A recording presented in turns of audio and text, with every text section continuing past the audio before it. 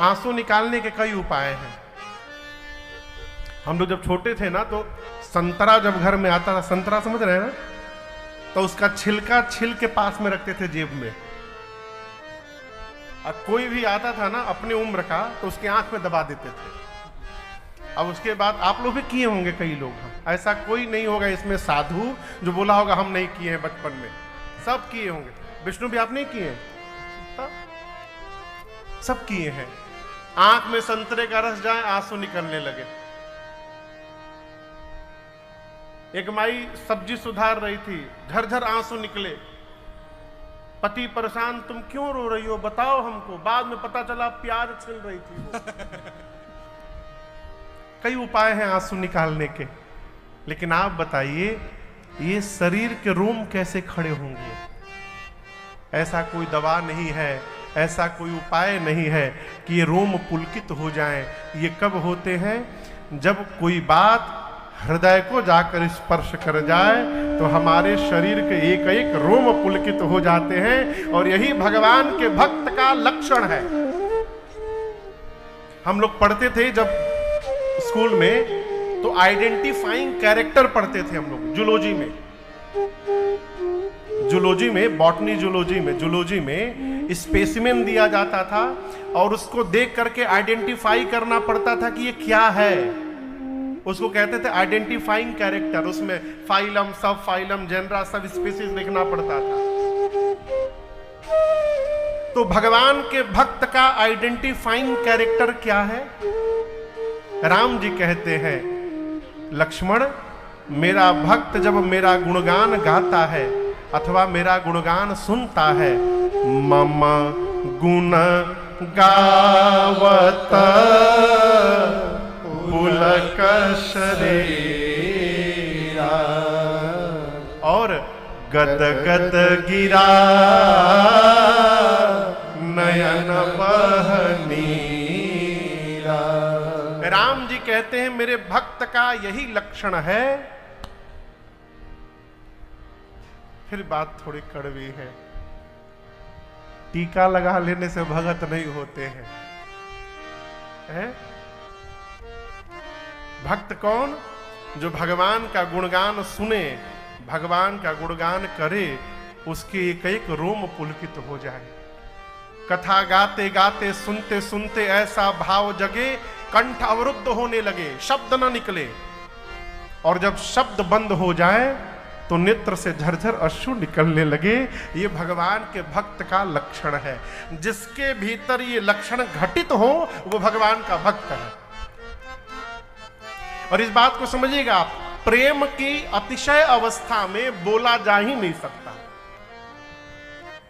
आनंद जब प्राप्त होगा तो बताया ही नहीं जा सकता, फिर आंखें बताएंगी। एक भैया आए हैं कथा में बहुत दूर से, कल मेरे से मिलने आए कमरे में। इतने भाव में आ गए थे, यहां बैठे होंगे कहीं वो, इतने भाव में आ गए, कमरे में आए थे दिन में, कल बोल ही नहीं पा रहे थे, केवल रो रहे थे। आप बैठे थे बिना, बहुत दूर से आए हैं, पूरा परिवार लेकर के आए हुए, बैठे होंगे कहीं आप लोगों में, केवल रो रहे थे। ये क्या है? भाव जब उमड़ जाए तो शब्द का काम समाप्त हो जाता है, फिर सब बातें आंखें बोला करती हैं। श्री भरद्वाज जी के नेत्र झरझर बह रहे हैं। याज्ञवल्क्य ऋषि देखे तो आनंदित हो गए। जैसे हम आपको कथा सुना रहे हैं, आप प्रेम से यदि कथा बैठ के श्रवण करेंगे, ऐसे आप कर रहे हैं, तो आपसे अधिक आनंद मुझे प्राप्त होगा। वक्ता के सामने यदि रसिक श्रोता मिल जाए तो वक्ता को श्रोता से अधिक आनंद प्राप्त होता है कथा सुनाकर। आनंद होगा कि नहीं सरकार? है?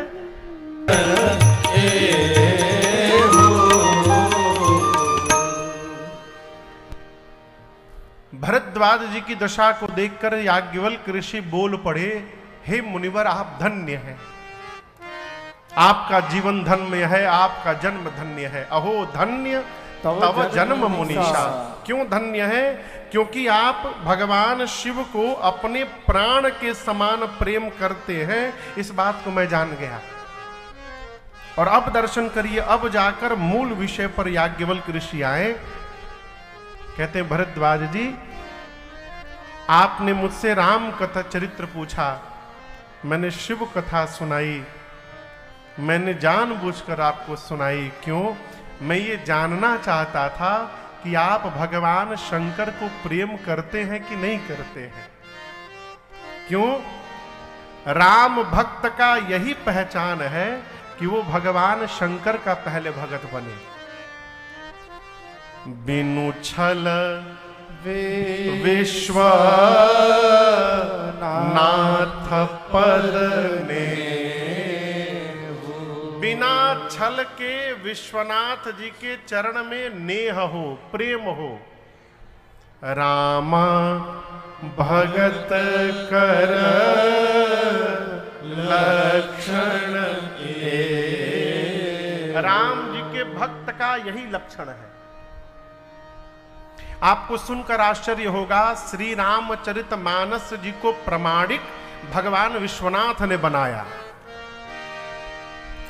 आपको आश्चर्य होगा, श्री रामचरितमानस का इतना विरोध किया गया काशी जी में, इतना विरोध जिसकी कोई कल्पना नहीं कर सकता।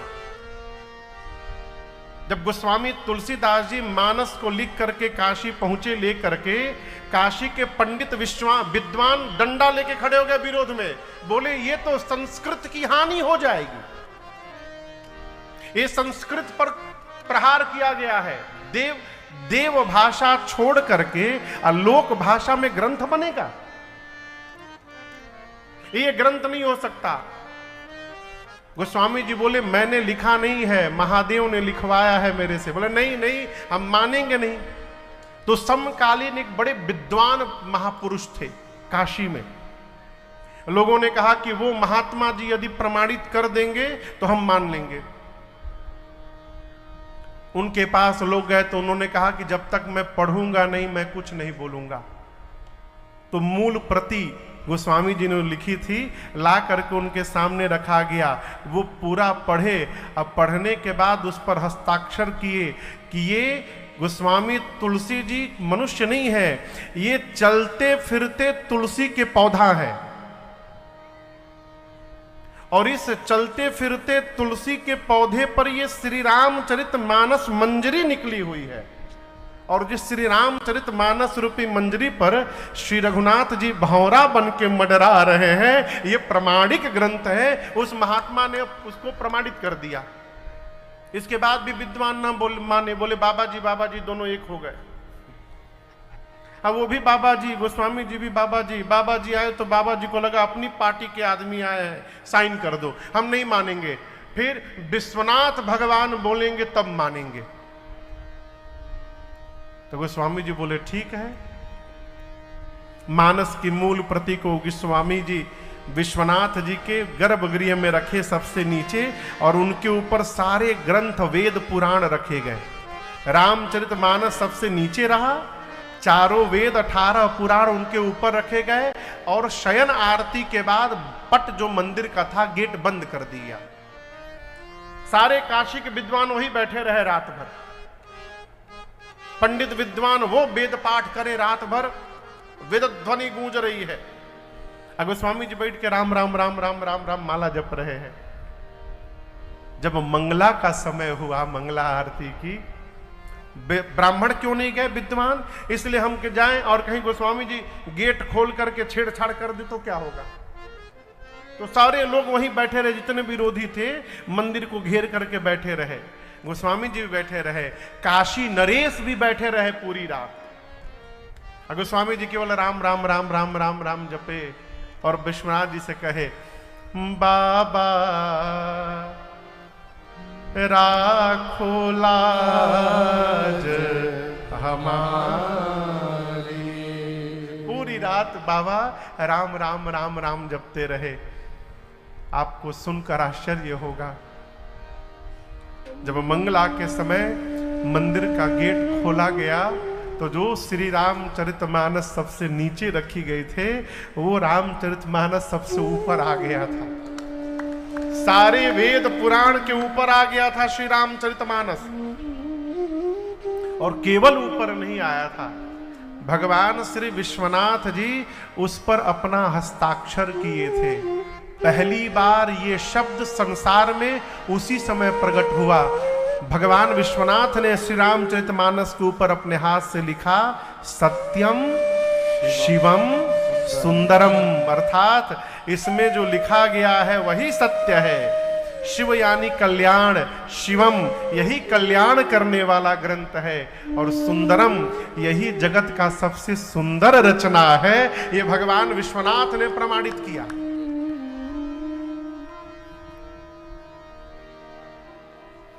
यहां स्वामी जी प्रमाणित कर दिए। तो कहने का अर्थ है, राम जी की भक्ति प्राप्त करने के लिए भगवान शिव की शरण में जाना पड़ेगा। जब तक भगवान विश्वनाथ ने प्रमाणित नहीं किया, आकाशिक विद्वान नहीं माने मानस जी को, उसी प्रकार अपनी भक्ति को अपने में प्रमाणित कराना है, जगत को नहीं अपने को, तो भगवान की शंकर की शरण में जाना पड़ेगा। क्यों? अरे शंकर ने खुद लिखी है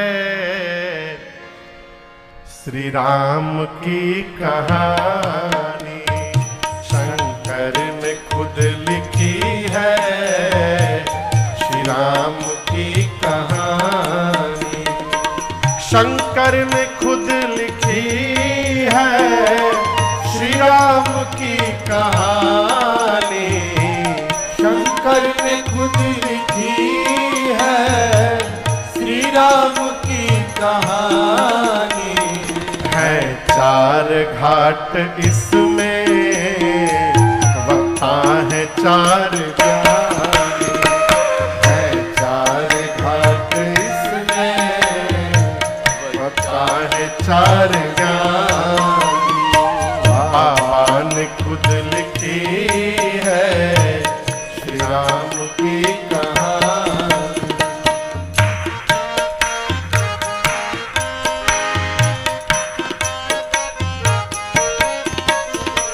कहीं याज्ञवल्क्य वक्ता बैठे हैं एक किनारे, कहीं याज्ञवल्क्य वक्ता बैठे हैं एक किनारे, कहीं है गरुण जी श्रोता, वक्ता भुषुंडी न्यारे, कहीं है गरुड़ जी श्रोता, वक्ता भुसुंडी न्यारे, कहीं व्यास है महेश्वर, कहीं व्यास है महेश्वर, श्रोता स्वयं भवानी, कहीं व्यास है महेश्वर, श्रोता स्वयं भवानी, शंकर ने खुद लिखी है श्री राम की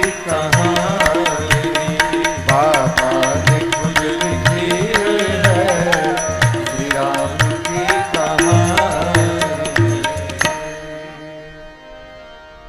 शंकर ने खुद लिखी है श्री राम की कहानी। याज्ञवल्क्य ऋषि ने कहा, मुनिवर मैंने जानबूझकर आपको शिव जी की कथा सुनाई। क्यों? मैं जानना चाहता था कि आप राम जी की कथा सुनने के अधिकारी हैं कि नहीं हैं।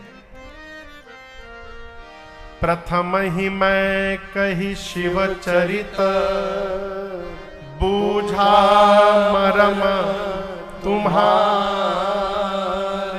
सुचि सेवक तुम राम के, रहित समस्त विकार। अब मैं आपको अवश्य भगवान की कथा श्रवण कराऊंगा। कल गोस्वामी तुलसीदास जी कथा को काशी से लेकर के प्रयाग पहुंचे थे। आज याज्ञवल्क्य जी कथा को प्रयाग से लेकर के कैलाश पहुंचे हैं। तीसरे घाट पर कथा प्रवेश करती है। बाबा कहते हैं कैलाश का दिव्य शिखर। आइए चौपाइयों को गाते हैं। पहले हम गाएंगे, सुनकर पीछे से आप भी गुनगुनाइएगा। बाबा बोले, परम रम्यगिरिवर कैलासो परम रम्य गिरिवर कैलासो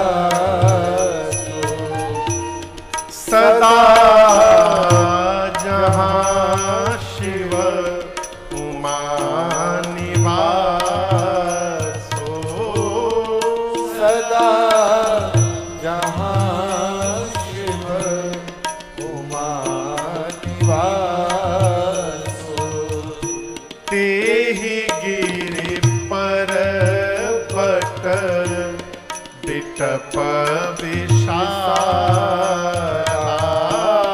तेहि गिरि पर्वत बिटप विशाला नित नूतन सुंदर सब काला नित नूतन सुंदर सब काला एक बार तेरे पर प्रभु गया हूँ एक बार तेरे तर प्रभु गया तरु बिलो की ओर अति सुख भय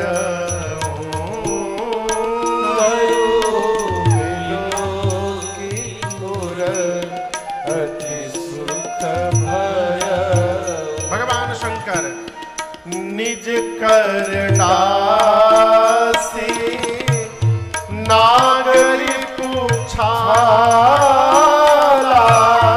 निज कर दासी नागरी पूछाला बैठे सहजहि शंभु कृपाला बैठे सहजहि शंभु कृपाला बैठे सहजहि शंभु कृपाला बैठे सहजहि शंभु कृपाला कैलाश पर्वत का दिव्य शिखर है जहां पर भगवान शंकर और मां पार्वती जी का सदैव वास है। कैलाश पर सदैव आप में से कई लोग देखे होंगे कैलाश को जब आप एरियल व्यू से देखेंगे ना, गूगल पर बहुत सारे फोटोज आपको मिलेंगे। ऊपर से यदि कैलाश पर्वत को देखेंगे तो आपको कैलाश पर्वत शिवलिंग जैसा दिखाई पड़ेगा। कैलाश के सरकार चारों तरफ जलहरी बना हुआ है, प्राकृतिक जलहरी है। कहते हैं गोस्वामी जी कि उस कैलाश पर्वत पर भगवान शिव और मेरी मां भवानी जी का सदैव वास है। वहां एक विशाल बरगद का वृक्ष है, बट वृक्ष, जिसकी विशेषता ये है कि नित मने रोज, नित्य, नित नूतन सुंदर सब काला। वो बट वृक्ष नित्य नवीन है, नित्य सुंदर है। कब कब? संडे मंडे को नहीं, सब काला, हर काल में, हर ऋतु में, हर क्षण, हर समय उसकी दिव्यता, सुंदरता, भव्यता में कोई कमी नहीं है। नित नूतन। ये नूतन कैसे हो गया हो? इसके पीछे कारण जानते हैं क्या है? भगवान शंकर उसी बरगद के वृक्ष के नीचे बैठकर भजन करते थे। आप इस बात की गांठ बांध लीजिए। अपने घर में यदि 5 कमरे हैं आपके घर में, तो किसी एक कमरे में 1 साल नित्य बैठकर आधे घंटा आप कीर्तन करिए। 1 साल, और 1 साल बाद आप अनुभव करिएगा, उस कक्ष में जाते ही आपका मन शांत हो जाया करेगा। क्यों? ये भजन का प्रभाव है। आप इस बात का अनुभव करिए, घर में किसी जगह पर बैठने पर मन उद्वेलित हो जाता है। कहीं पर बैठिए तो झगड़ा हो जाएगा, किसी से भी झगड़ा हो जाएगा, ये टेम्पर हमेशा हाई रहता है। कहीं बैठ करने बाद मन शांत हो जाता है। क्यों? हमारे एक एक व्यवहार से हमारे घर के एक एक कोने के वातावरण का निर्माण होता है। भगवान शंकर इस बरगद के वृक्ष के नीचे बैठकर भजन करते हैं, और उस भजन का प्रभाव है नित नूतन सुंदर सब काला। नित्य नवीन है वो बट वृक्ष। विवाह के बाद एक दिन भगवान शंकर, कार्तिकेय भगवान का जन्म हुआ, ताड़कासुर का अंत हुआ, ये सारा व्यवहार पूर्ण हुआ। एक दिन भगवान शंकर उस बट वृक्ष को देखे, और देखने के बाद हृदय में इतना आनंद उमड़ा बाबा के, ये भजन में बैठने की वो तेजी हुई कि बाबा गणों की भी प्रतीक्षा नहीं किए, अपने हाथ से अपना बागंबर बिछा के बैठ गए। निज कर डासी नागरी पूछाला। एक तो एक व्यवहार की बात है। दूसरी बात, भगवान शंकर अपना आसन अपने हाथ से क्यों बिछाए? चेला लोग तो होंगे ही, गण तो होंगे ही बिछाने के लिए। जीवन में यदि लक्ष्य प्राप्त करना है तो आत्मनिर्भर होना पड़ेगा। दूसरे के ऊपर निर्भर रहने वाला, अपने लक्ष्य को प्राप्त करने वाला नहीं है। मम्मी पापा सुबह 6 बजे जगाएंगे, हम पढ़ेंगे। यदि जगाने के बाद हम पढ़ रहे हैं तो हम भी पढ़वे। क्यों?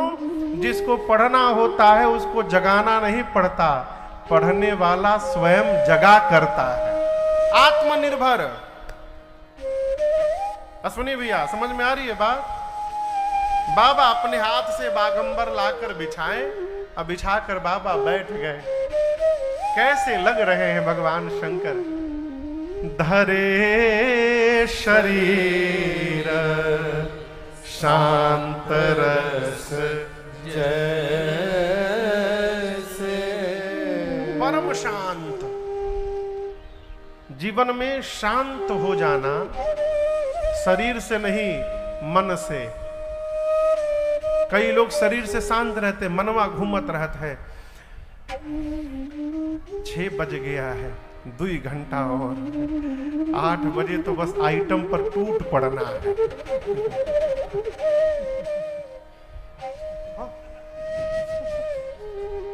कथा में बैठे लेकिन मन 8 बजे पे लगा, कब घंटी 8 का बजे की कथा बंद हो, हम आइटम पे आइटम छनी रहा है, टूट पड़े। ये क्या है? शरीर तो शांत है, मन घूम रहा है। मन कब शांत होगा? इस बात को समझिएगा। मन में यदि हलचल है तो हम कभी भी लक्ष्य को प्राप्त नहीं कर पाएंगे, कुछ भी हो जाए। कबीरदास जी तो यही कहते हैं, कुछ ना करिए, मन में जो ये हलचल उठ रही है ना तरंग, इसको समाप्त करिए। मन की तरंग मार लो, यही हो गया भजन। आदत बुरी सुधार लो, बस हो गया भजन। यही भजन है।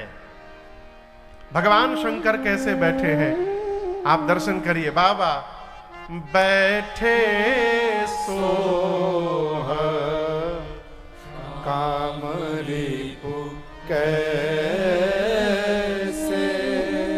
धरे शरीर शांत रस जैसे।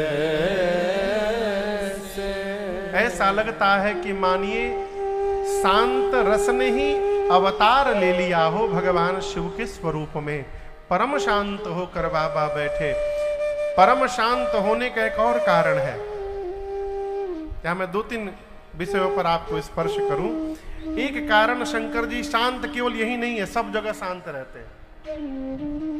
तनिक खटर पटर हो तो बाबा क्रोधित हो जाते हैं, लेकिन जितनी शीघ्रता से क्रोधित होते हैं उतनी शीघ्रता से बाबा शांत भी हो जाते हैं। जीवन में क्रोध आना चाहिए। देखिए क्रोध समाप्त नहीं होना चाहिए, होना चाहिए। भाई सामने कुछ गड़बड़ होगा तो अब हम कोई मतलब बेवकूफ थोड़ी है कि मौन बैठे रहेंगे। अब हम कथा बांच रहे हैं, आप यहां से नाचते कूदते बार बार आइए जाइए, तो हम आरती थोड़ी उतारेंगे। क्रोध तो आएगा ही, लेकिन क्रोध आने के बाद वो क्रोध टिकना नहीं चाहिए। आवे और तुरंत शांत हो जाए। है? भगवान शंकर परम शांत स्वरूप है। ये शांत स्वरूप क्यों प्राप्त हुआ? राम जी के कारण। शंकर जी दिन रात राम राम राम राम राम राम जपते हैं। जिस व्यक्ति का हम चिंतन करते हैं उस व्यक्ति का भाव स्वभाव हमारे जीवन में उतरने लगता है।